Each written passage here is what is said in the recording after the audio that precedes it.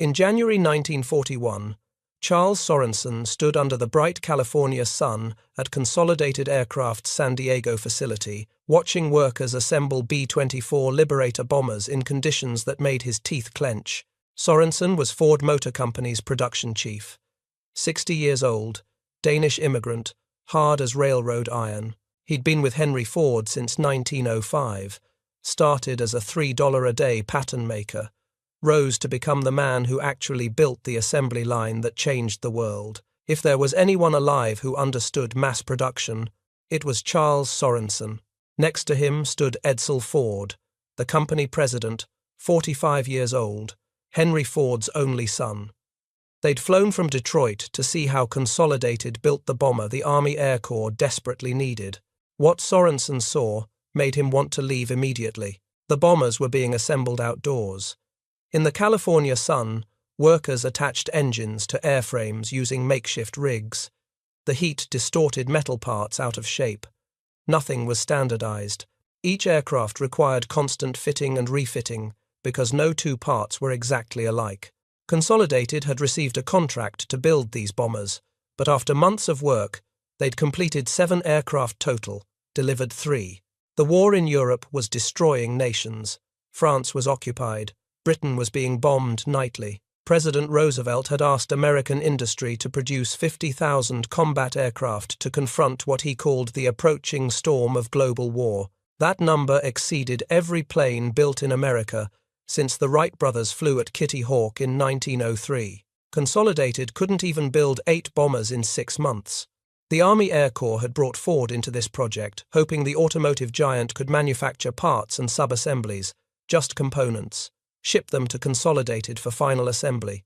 Standard procurement approach.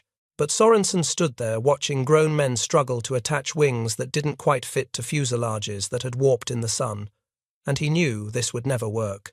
The B-24 was complicated. 67 feet long, wingspan of 110 feet, 4 engines, 10 crew members, 1.5 million individual parts. A Ford automobile had 15,000 parts. This was 100 times more complex. Every aviation expert in America said you couldn't build aircraft like you built cars. Too many variables. Too much precision required. Every plane was essentially custom-made. But Sorensen saw something the aviation experts didn't see. He saw the same fundamental manufacturing problem he'd solved 20 years earlier, with automobiles. Move the product, not the workers. Standardize parts, create sub-assemblies, feed them to a main line at precise intervals. Simple physics, simple logistics, massive output. That night in his hotel room, Sorensen couldn't sleep. His mind raced with calculations, layouts, workflows. He grabbed hotel stationery and a pencil, started sketching. He broke the B-24 into major assemblies: fuselage, wings, tail section, landing gear, engines. Then broke those into sub-assemblies: wing sections, engine mounts, control surfaces. 69 sub-assemblies total, each built on its own line, each feeding into the main assembly at exactly the right moment. He sketched the plant layout. More than a mile long, 2 parallel assembly lines, raw materials entering one end, finished bombers exiting the other. Every hour. 24 hours a day, 7 days a week. At breakfast the next morning, Sorensen showed Edsel the sketch, explained the concept: 1 bomber per hour, a preposterous claim. Consolidated took weeks to build 1 aircraft. Sorensen was proposing to build one every 60 minutes. Edsel looked at the pencil drawing. Looked at Sorensen. Said Ford Motor Company would build such a plant. They met with Consolidated that afternoon. Sorensen explained his plan. The aviation people listened politely, then said it was impossible. Aircraft weren't automobiles. You couldn't standardize complex bombers the way you standardized simple cars. The tolerances were too tight, the engineering too sophisticated. Mass production worked for Model T Fords. It would never work for 4-engine-heavy bombers. Sorensen asked them a direct question. How would you do it? They had no answer. Their outdoor assembly method was all they knew. It was slow, it was inefficient, but it was how aircraft had always been built, one at a time, by skilled craftsmen.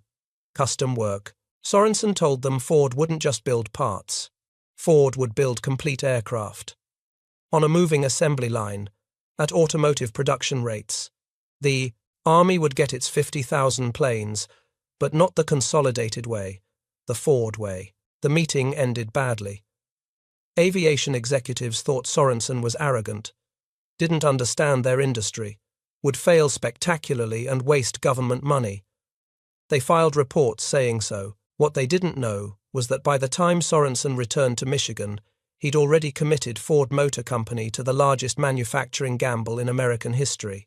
The cost of slow bomber production was measured in missed opportunities and delayed operations. In 1941 and early 1942, the Army Air Forces faced a critical shortage of heavy bombers. Training squadrons worked with obsolete aircraft because new production couldn't keep pace with demand. Combat units deployed to theaters with fewer aircraft than their table of organization required, limiting their effectiveness. The strategic bombing campaign against Germany, central to American war plans, couldn't begin in earnest until sufficient bombers were available. British forces were conducting night raids with heavy losses. American doctrine called for daylight precision bombing, but that required massive formations for mutual defense. Massive formations required hundreds of aircraft.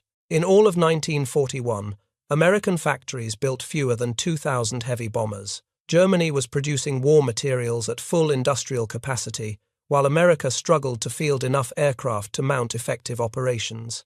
General Henry Arnold, commanding the Army Air Forces, knew that at current production rates, America wouldn't have sufficient bombers for sustained strategic campaigns until late 1944. The war might be decided by then, one way or another. Meanwhile, construction crews were tearing apart Henry Ford's farm. The site Sorensen chose was 1,875 acres of Ford-owned land near Ypsilanti, Michigan. It had been Camp Willow Run, a summer farm camp for boys whose fathers were killed or disabled in World War I. Henry Ford ran it as a character-building operation. Boys lived in tents, woke at 5:30, attended church services before breakfast, worked the fields all day. Ford believed hard work built men. Now bulldozers were leveling the woodlot. 300 men with saws, axes, and equipment attacked 100 acres where the plant would sit. A steam-powered sawmill from Ford's Greenfield Village Museum converted felled trees to 400,000 board feet of lumber. The fields were cleared for construction. Henry Ford hated the project. He was 77 years old, increasingly unpredictable, fiercely isolationist. He'd opposed American involvement in World War I. Now another European war was pulling America toward intervention, and Ford wanted no part of it. He'd initially refused government requests to build military equipment, forced Edsel to cancel contracts for aircraft engines for Britain. But Edsel had convinced him this was different. This was defending America. And despite his isolationism, Henry Ford ultimately agreed, partly because Edsel pushed, partly because Charles Sorensen convinced him the engineering challenge was worth solving, mostly because Henry Ford never could resist proving people wrong, and every aviation expert in America said this plant would fail. Architect Albert Kahn designed the structure. Kahn had designed the River Rouge complex and hundreds of other manufacturing facilities. He proclaimed that Willow Run would be the most enormous room in the history of man. He might have been right. The main building measured 3,200 feet long, 1,279 feet wide at its widest point, 80 acres of interior space, 20% larger than the Empire State Building's total floor space, one level. No interior support columns. A clear, open factory floor more than a mile long. The layout was L-shaped. Folklore says Henry Ford insisted the eastern perimeter not cross into Wayne County, home to Detroit Democrats and union organizers. Whether true or not, the L-shape created an engineering problem. The assembly line had to turn 90 degrees near the end. Sorensen solved it by installing two massive turntables to rotate completed fuselages through the turn. Construction began April 18, 1941. 5 main contractors worked simultaneously. The building went up in sections. Workers erected plywood partitions to seal finished portions from areas still under construction. Production equipment was being installed in completed sections, while construction continued on unfinished areas. The first sections opened for production in September 1941, 3 months before Pearl Harbor. What came next was 20 months of spectacular failure. The aviation experts had been right about one thing. Building bombers wasn't like building cars. Consolidated Aircraft retained design control. So did the Army Air Corps. Ford had no authority to modify anything. Consolidated could call Willow Run any time and demand changes. They called every day, sometimes multiple times per day. Sorensen had dispatched 70-man teams of Ford engineers to San Diego to learn everything about B-24 construction. They discovered the engineering drawings were useless, incomplete, filled with discrepancies, covered in unfamiliar symbols. Many specifications existed only in the memories of Consolidated foremen. Sorensen had 2 Liberators flown to Dearborn, dismantled them piece by piece. His engineers created complete drawings from the actual aircraft. 200 engineers worked around the clock, 7 days a week, producing what became known as 5 miles of drawings daily. They worked in shifts, day crew, night crew, 7 days a week, creating the documentation Consolidated should have provided. 10,000 of the 30,000 drawings they created were obsolete before they reached production. Consolidated kept changing the design. The B-24 was evolving rapidly. In 1941 and early 42, the Army Air Corps was learning what worked in combat and what didn't. They wanted more defensive armament, better turrets, modified bomb bays, improved engines. Each modification made the aircraft better. Each modification disrupted Ford's assembly line. Every change required retooling. Ford's mass production system demanded fixed specifications, standardized parts, identical aircraft. But Consolidated modified the B-24 constantly. The B-24A became the B-24C. The C became the D. The D became the E. New gun positions, different turrets, redesigned tail assemblies. The B-24E, the first model Ford built in quantity, had a power-operated top turret. The earlier models didn't. That meant new tooling for the fuselage opening, new electrical systems, new hydraulic lines. Ford engineers designed the tools, installed them, trained workers, started production. Then, Consolidated announced changes to the E model.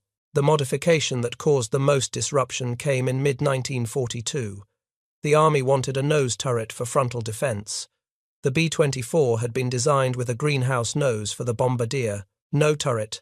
German fighters had learned to attack head-on, where American bombers had the least defensive fire. The nose turret was essential. It was also a complete redesign of the aircraft's forward structure. Ford engineers had to redesign jigs, tools, and assembly procedures for the entire forward fuselage. The work took months. While they redesigned, production slowed to a crawl. When the new jigs were ready, workers had to be retrained. The first B-24H models with nose turrets didn't leave Willow Run until late June 1943, 10 months behind schedule because of one modification. The first bomber took 10 months to build. It rolled off the line October 1st, 1942. Workers christened it the Spirit of Ypsilanti. It was supposed to have been completed in May. Newspapers that had praised the project started calling it Will It Run. Willow Run became a national joke. The massive factory that was supposed to prove American industrial superiority was producing almost nothing. In all of 1942, Willow Run built 56 complete aircraft. Most were actually assembled by Consolidated or Douglas in Oklahoma and Texas from Ford-produced sub-assemblies. The mile-long assembly line barely functioned. Workers couldn't get to the plant. The facility was 25 miles from Detroit. Wartime rationing, limited gasoline and tires. Public transportation was inadequate. Rural roads connecting Ypsilanti to Detroit were 2-lane highways designed for light traffic. Now, thousands of workers tried using them simultaneously for shift changes. In 1 month, Ford hired 2,900 workers, lost 3,100. People took jobs, worked a week, discovered the commute was impossible, quit. The turnover rate was devastating. More workers quit than were hired. The plant was losing workforce faster than recruiting could replace them. Those who stayed found working conditions miserable. The factory had started production before construction finished. Half the building had no heat in winter. Michigan temperatures dropped below zero. Workers wore heavy coats while assembling precision aircraft parts with frozen hands. Condensation from body heat froze on metal surfaces. Tools were so cold they stuck to bare skin. In summer, conditions reversed. The massive factory had no air conditioning. Temperatures inside reached 100 degrees. Workers collapsed from heat exhaustion. The factory floor was metal and concrete. It radiated heat like an oven. Fans moved hot air around but didn't cool anything. Labor turnover exceeded 100% annually. Training took weeks. New workers spent their first month learning basic aircraft assembly. By the time they became proficient, they'd quit. New workers replaced them, needed training, quit before becoming productive. The cycle repeated endlessly. Experienced workers were training replacements who would never stay long enough to become experienced themselves. Absenteeism ran 20 to 30% daily. Workers called in sick, went to work at other Detroit factories with better conditions, better pay, easier commutes. Ford couldn't fire them. Every company in Detroit was desperate for workers. Fire someone at Willow Run? They'd have a new job by afternoon, probably making more money. The housing crisis became critical by late 1942. Workers were sleeping in cars, renting rooms in shifts, 3 men sharing one bed. One worked days, one worked nights, one worked swing shift. The bed was never empty. Landlords charged double and triple rent. Why rent to one family when you could rent the same space to 3 different shift workers who'd never be there at the same time? The federal government finally stepped in. In February 1943, the first dormitory opened. Willow Run Lodge, 15 buildings containing 1,900 rooms, some single occupancy, others double. Space for 3,000 people. It wasn't enough. Between June and December 1943, construction crews built temporary buildings for 2,500 families. Willow Run Village, 4, 6, or 8 apartment flat tops, 1, 2, or 3 bedrooms. The West Court buildings had peaked roofs. Some had no bedrooms, called zero-bedroom apartments, essentially large rooms with kitchens and bathrooms. Couples lived there. 3 adults could share one. A trailer park followed. 1,000 mobile homes, community laundry facilities, shared shower and toilet buildings. Workers bought or rented trailers, parked them in rows, lived there for the duration. Some trailers had been summer vacation campers. Now they were year-round homes for families with children. Another dormitory, West Lodge, added 1,960 rooms in August 1943. By the end of 1943, 6 different temporary housing projects surrounded Willow Run, 2 dormitories, 2 trailer parks, 2 family housing complexes. Together they sheltered more than 15,000 people, roughly equal to the entire population of Ypsilanti at that time. The government built Park Ridge homes separately in 1943 for African American workers. Willow, Run, Lodge, and Village were segregated. The Detroit Housing Commission and National Housing Agency refused to integrate them. Noted African American architect Hilliard Robinson designed Park Ridge. 80 units, separate but theoretically equal. In practice, fewer units for black workers than white workers, despite similar workforce percentages. Then Senator Harry Truman came to investigate. Truman headed the Senate Special Committee to investigate the National Defense Program. His job was eliminating waste in military contracts. Willow Run's problems had reached Washington. Truman arrived in April 1942 to see if the government should nationalize Ford Motor Company and take over the plant. Edsel Ford met him personally, explained the design change problem, showed him documentation. Every day, sometimes multiple times daily, Consolidated called with modifications. Each change cascaded through the production system, causing delays, requiring expensive retooling. Truman wasn't interested in excuses. He wanted finished bombers. The investigation continued into February 1943. Truman toured the facility again, saw the massive empty building, the barely moving assembly line, the handful of aircraft being built. But his committee's final report cleared Ford. The delays weren't the company's fault. Consolidated's constant meddling was preventing production. The committee gave Willow Run a clean bill of health, then recommended that one person be given complete authority over the program. No more design changes, no more interference from Consolidated. One manager, total control. Production began climbing. Slowly at first, then with increasing momentum. 37 complete aircraft in January 1943, 70 in February, 96 in March, 146 in April. The numbers told the story. Willow Run was finally working. The transformation wasn't magic. It was systematic problem-solving. Every bottleneck identified and fixed. Every delay analyzed and eliminated. Every inefficiency improved. The Truman Committee's investigation had forced changes. One manager, Meade Bricker, was given authority over the entire program. No more divided responsibility. No more conflicting orders. One person made decisions. Everyone else followed them. Consolidated's design changes slowed, then stopped. The Army Air Forces standardized on the B-24J model in spring 1944. Final design. No more modifications. Build this version and only this version. That standardization was what Ford needed. Fixed design meant tooling could be perfected instead of constantly changed. The workforce stabilized. Housing projects meant workers could actually live near the plant. Commute times dropped. Absenteeism dropped. People stayed in jobs long enough to become skilled. Skilled workers trained new workers more efficiently. The training cycle stopped being a treadmill.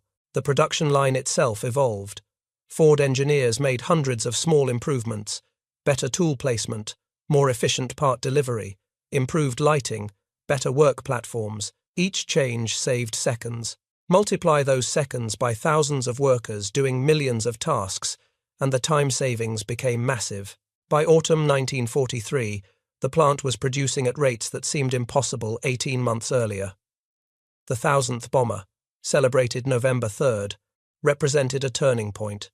From joke to miracle in less than a year. But that success came at a price. Edsel Ford never saw the plant reach its full potential. His health had been deteriorating for months. The stomach pain he'd been ignoring wouldn't stop. In January 1942, surgeons operated, found metastatic cancer, inoperable. They closed him up and told him he had months, maybe a year. Edsel worked anyway. Through pain, through the knowledge he was dying, through radiation treatments that made him sick. He'd made a promise.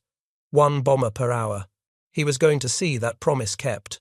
He attended meetings when he could barely walk, reviewed production reports from a hospital bed, made decisions about tooling modifications while recovering from treatments. His staff begged him to rest. He refused. Willow Run needed him. The stress undoubtedly accelerated the cancer's progression. Medical historians agree on this. The constant pressure, the battles with Consolidated, the fights with his father, the government scrutiny, the media criticism. All of it wore him down. The cancer was killing him anyway. The stress made it kill him faster. Henry Ford didn't understand. Thought Edsel just needed rest. Thought a chiropractor could cure him.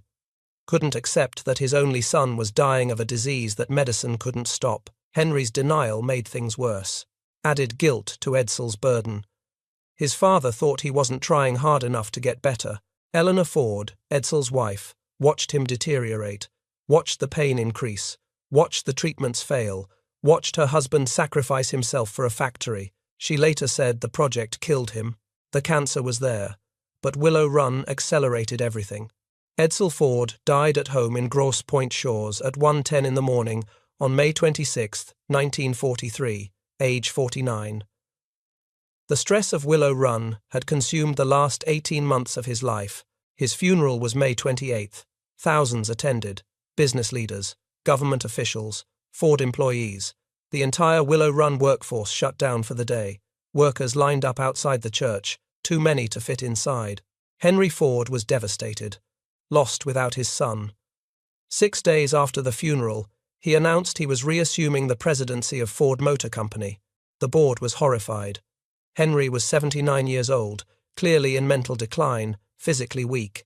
He sometimes didn't recognize his own executives, but he owned the majority of the stock. Nobody could stop him. The government panicked. Ford Motor Company was building bombers, jeeps, tank engines, aircraft engines. Critical war production depended on Ford. The company couldn't be run by someone who might not remember what year it was. Secretary of War Henry Stimson spoke with Eleanor Ford, explained the situation. The country needed Ford Motor Company functional. Someone competent had to run it. Eleanor agreed. She and Clara Ford, Henry's wife, together convinced Henry to step aside. Edsall's son, Henry Ford II, was pulled from Navy service, came home, took over the company September 21, 1945, 28 years old. No business experience, suddenly running one of America's largest corporations during wartime. Young Henry had to learn fast. The company was chaotic. His grandfather had let things deteriorate. Management was a mess. Only the production side, run by Sorensen and his team, functioned well. The rest of the company needed complete reorganization. Young Henry watched Willow Run hit its peak production rates in spring and summer 1944. Watched his father's promise finally kept, one bomber every 63 minutes. Edsall never lived to see it. But his son did. Young Henry made sure everyone knew this was Edsall's achievement, not Henry Sr.'s, not Sorensen's alone, Edsall's. The price had been Edsall's life. But the achievement was real. Willow Run worked. The promise was kept. The center wing was the structural heart of the aircraft. It connected the two outer wing panels, housed the main landing gear, contained the bomb bay, and supported all four engines. Everything attached to the center wing. Get it wrong, and nothing else would fit correctly. Consolidated built each center wing using a temporary wooden jig. The jig was a precisely shaped framework that held the wing ribs, spars, and skin panels in correct alignment while workers riveted them together. Build the wing inside the jig, rivet everything, remove the finished wing, throw away the jig, build a new jig for the next wing. Each jig took 250 man-hours to construct. Skilled carpenters built them from templates.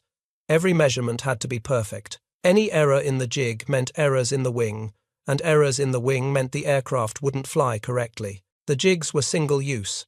After one wing, they were scrap lumber. Ford engineers looked at this process and saw waste. 250 hours of skilled labor producing something used once and discarded. That wasn't mass production. That was custom craftsmanship. They designed a permanent steel jig.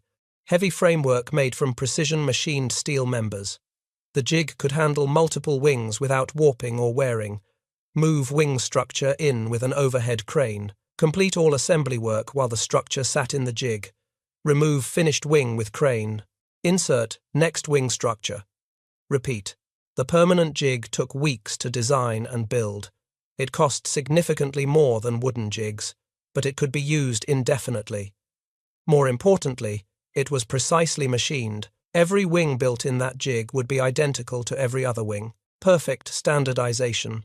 The first permanent jig reduced center wing assembly time from 250 man-hours to 1 man-hour. One person could install wing ribs into the jig in the time it previously took 250 carpenters to build a throwaway jig. Ford built multiple permanent jigs, positioned them along the assembly line. Wings moved from station to station. Each station added specific components: ribs at Station 1, front spar at Station 2, rear spar at Station 3, skin panels at Station 4, fuel tanks at Station 5, landing gear attachments at Station 6, inspection at Station 7. The process became so efficient that by late 1943, center wing assembly was the fastest section of the entire production line. What had been the biggest bottleneck became the pace setter. The permanent jig innovation spread to other assemblies: fuselage jigs, tail section jigs, engine nacelle jigs. Every major component got permanent tooling instead of throwaway jigs. The time savings compounded across the entire assembly process. On November 3, 1943, workers celebrated the 1,000th finished B-24. One person who should have been there wasn't. Edsall Ford had died 6 months earlier. By autumn 1943, leadership at Willow Run passed from Charles Sorensen to Meade Bricker. The government requested Ford decentralize operations. Many sub-assemblies moved to other Ford plants and subcontractors. Willow Run concentrated on final assembly. The bugs were worked out. The design changes stopped. The workforce stabilized. Housing was built near the plant, dormitories for single workers, apartments for families. Willow Run Village, 15,000 people, larger than the city of Ypsilanti. Women flooded into the factory as men were drafted. By May 1942, 15% of the Willow Run workforce was women. That percentage climbed steadily. By summer 1944, thousands of women worked at Willow Run. They filled every role except the heaviest physical labor. Women worked as riveters, the most critical skilled position in aircraft assembly. Riveting required precision. Drive the rivet too hard. You crack the aluminum skin. Too soft. The rivet doesn't hold. Perfect pressure, perfect angle, thousands of times per shift. Women became experts. They worked as welders. Spot welding, arc welding, gas welding. Joining aluminum parts required different techniques than welding steel. Aluminum melts at lower temperatures, conducts heat faster, warps easily. Women learned the skills, passed the qualification tests, worked alongside men doing identical jobs. They worked as mechanics, installing engines, mounting propellers, connecting control cables, hydraulic systems, electrical systems, fuel systems. Every system in a B-24 had to be installed, tested, adjusted, and inspected. Women did all of it. They worked as inspectors. Quality control was critical. Every rivet had to be checked. Every weld had to be tested. Every system had to function perfectly. An aircraft with faulty rivets would come apart in flight. Women inspectors caught defects before aircraft left the factory. They earned the same wages as men for the same jobs. Ford had mandated equal pay. A woman riveter made the same hourly rate as a male riveter. A woman mechanic made the same as a male mechanic. This wasn't universal in wartime industry. Many factories paid women less than men for identical work. Ford didn't. Rose Will Monroe became one of the most famous Willow Run workers. She worked as a riveter on the night shift, drove rivets into B-24 fuselages. In 1944, actor Walter Pidgeon toured Willow Run for a promotional film. He saw Monroe working. She fit the image the War Production Board wanted for recruitment posters. Young woman, attractive, clearly competent, doing traditionally male work. Monroe appeared in promotional materials for war bonds. Some sources claim she inspired the Rosie the Riveter character, though this is disputed. Multiple women named Rose worked in war industries. Several appeared in promotional materials. The iconic Rosie image was already established before Monroe's publicity. Whether she inspired the character or simply fit an existing image remains unclear. What's certain is that thousands of women worked at Willow Run. They learned skills most had never imagined learning. They earned wages most had never earned before. They built bombers that flew in combat, knowing their work directly supported the war effort. Many had husbands, brothers, sons in uniform. Some were flying the same aircraft these women built. That knowledge drove quality. Every rivet mattered. Every weld mattered. Bad work meant someone's son might die. Good work meant someone's son might survive. After the war ended, most women workers were laid off. The men came home from service, took back the jobs. The social expectation was that women would return to domestic life. Many did, but thousands had learned they could do work they'd been told was impossible for women. That knowledge didn't disappear. The skills didn't disappear. The women who worked at Willow Run became nurses, teachers, business owners, factory supervisors. They'd proven to themselves what they could do. That proof changed lives, changed families, changed expectations for their daughters. The production rate climbed steadily, then explosively. In 1944, Ford was rolling a Liberator off the Willow Run production line every 63 minutes, 24 hours a day, 7 days a week. Peak monthly production came in April 1944. 453 complete bombers, more than Consolidated had built in all of 1941. Between April 24th and April 26th, 100 completed bombers flew away from Willow Run, 33 aircraft in 48 hours. The transformation from joke to miracle had taken less than a year. What neither Sorensen nor anyone else at Ford fully understood was how this terrified Germany. German forces experienced the results firsthand. Every week, Dozens of new American bombers arrived in England. Every month, hundreds. Losses that should have crippled American bombing capability for weeks were replaced in days. The Luftwaffe faced growing formations of well-equipped aircraft. Formations of 500 bombers became routine, then 700, then 1,000, all equipped, all supplied, all replaced within days of being shot down. By 1944, American production records showed Willow Run alone was producing aircraft at rates that rivaled entire national industries. The plant's output of finished airframes approached the total production of some Axis powers. German fighter pilots who'd felt confident in 1943 grew increasingly desperate in 1944. They were destroying bombers, but every bomber shot down was replaced by 2 more. Every pilot killed was replaced by 3 more. The Luftwaffe tried new tactics, better fighters, rocket weapons. None of it changed the fundamental mathematics. American factories were producing faster than German fighters could destroy. By late 1944, the air war over Germany had shifted decisively.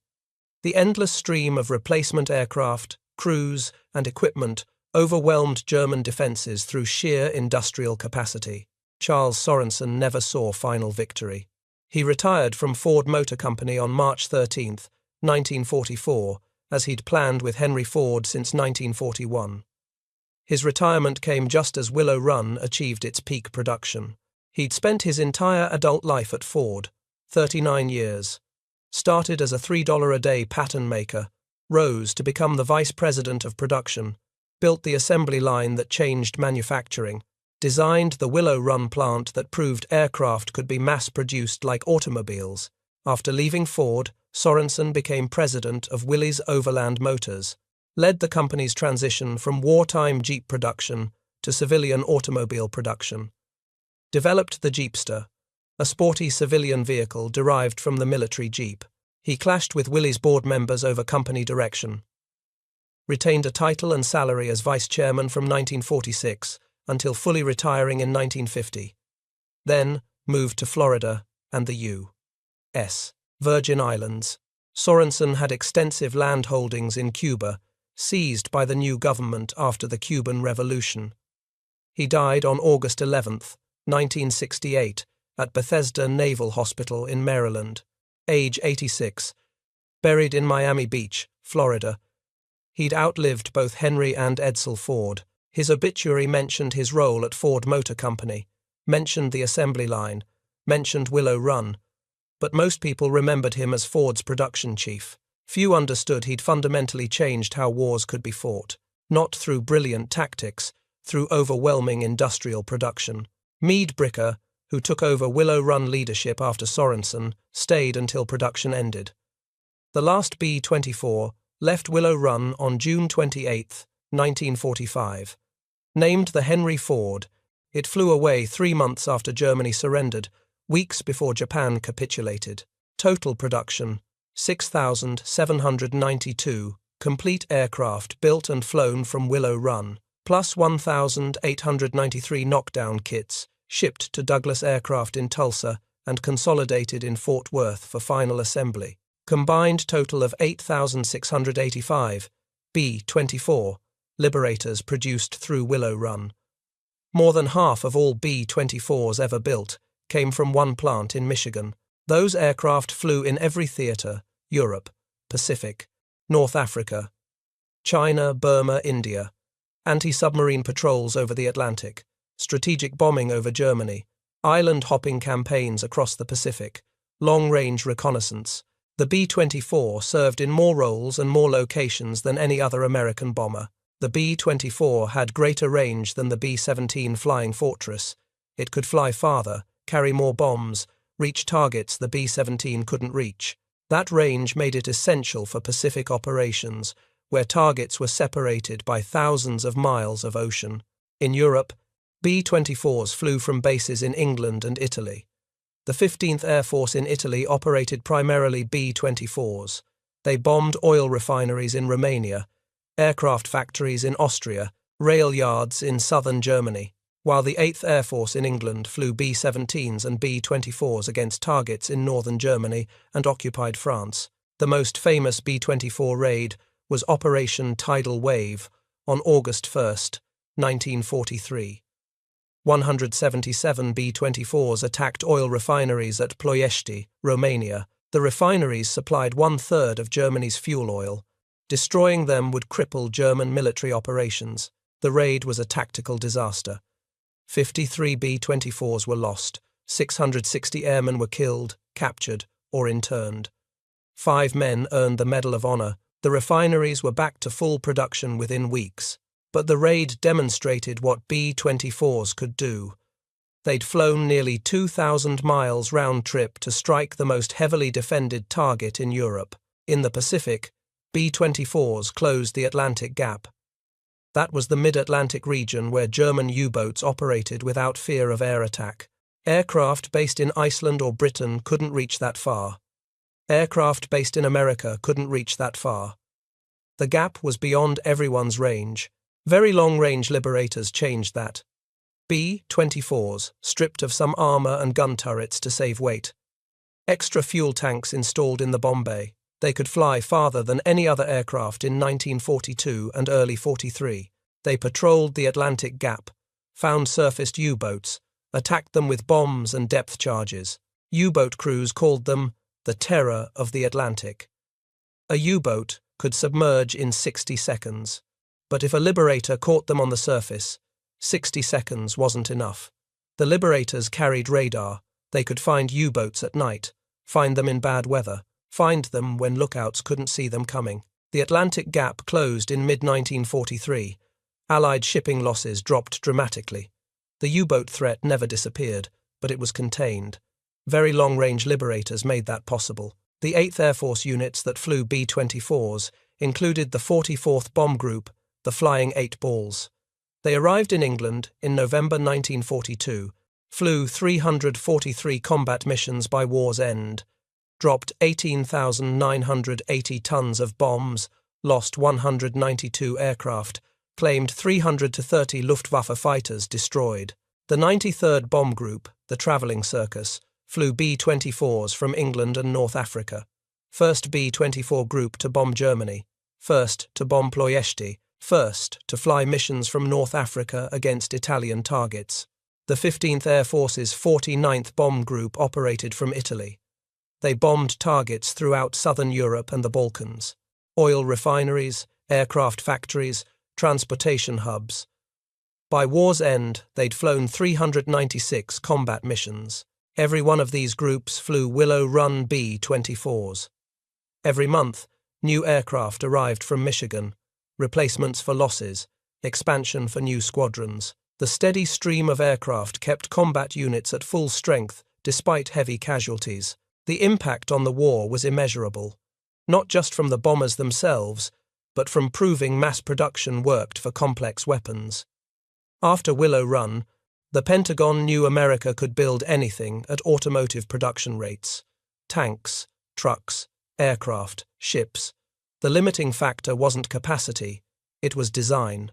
That confidence changed American military strategy for the next 75 years. America would win wars through industrial overwhelming force, not through superior tactics or technology, though those helped, through building more weapons than enemies could destroy, through replacing losses faster than enemies could inflict them. Willow Run proved it could be done. The plant itself changed hands after the war. Kaiser Frazer bought it for automobile production, later sold to General Motors. Parts were demolished, parts were repurposed. The iconic final assembly bay with its massive doors, where completed bombers rolled out to the adjacent runway, was preserved. In 2013, a campaign to save part of the original bomber plant succeeded. The Yankee Air Museum acquired approximately 175,000 square feet, less than 5% of the original factory. It includes the end of the B-24 assembly line and the 2 famous bay doors where finished bombers left the plant during World War II. Today you can visit. Stand where workers assembled bombers at a rate aviation experts said was impossible. See the space where Charles Sorenson's sketch became the physical embodiment of American industrial might. But perhaps the most important legacy isn't the building, it's the lesson. That's how mass production defeats conventional wisdom, not through small improvements or clever tactics, through fundamentally reimagining what's possible, through taking methods everyone says won't work and proving them wrong at scale. Charles Sorensen sketched Willow Run on hotel stationery in one night because he saw past what aviation experts knew. They knew aircraft had always been built slowly, by craftsmen, one at a time. Sorensen knew that anything built by humans could be standardized, systematized, and mass-produced. The aviation experts said no. Too complex, too many variables, too much precision required. Sorensen built it anyway. Broke every aviation industry convention, created new methods, solved problems nobody thought were solvable. And when it worked, when one bomber every 63 minutes became reality, it changed how America fights wars, not through superior soldiers, through superior production. Edsel Ford didn't live to see peak production, but he saw enough. He saw the plant work, saw the production rate climb, saw his promise to America kept. He died, knowing Willow Run would succeed. The cost was his life. The stress, the pressure, the endless battles with Consolidated, with the government, with his own father. Medical historians believe the cancer was present before Willow Run, but stress accelerated it. The project consumed 18 months of his life, killed him at 49. His family never forgot. His son, Henry Ford II, who took over the company in 1945, told the story of Willow Run to every young engineer who joined Ford, made sure they understood that sometimes the most important achievements require impossible commitment, that changing industries means fighting everyone who says it can't be done. That being right doesn't make the battle easier. For the workers who built those bombers, Willow Run meant jobs, paychecks, and purpose. Many had sons or husbands in uniform. Building bombers felt like protecting them. For bomber crews, each aircraft from Willow Run meant survival, replacements for losses, reinforcements for understrength squadrons. The sustained pressure that eventually wore down German defences, and for Charles Sorensen, Willow Run was vindication. The automotive production man aviation experts said didn't understand their industry built a factory that changed how America fights wars. Mass production proved it worked for anything humans could design. One factory, 1 mile-long assembly line, more than 8,000 bombers in 3 years, one every 63 minutes at peak production. Built by workers using methods the aviation industry said wouldn't work, producing results experts said were impossible. That's how innovation actually happens in war. Not through committees or conventional wisdom, through people who see problems, find solutions, and refuse to accept that something can't be done. If you found this story as compelling as we did, please take a moment to like this video. It helps us share more forgotten stories from the Second World War.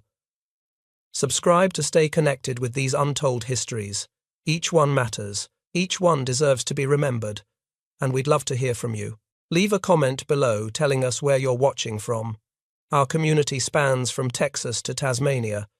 From veterans to history enthusiasts, you're part of something special here. Thank you for watching, and thank you for keeping these stories alive.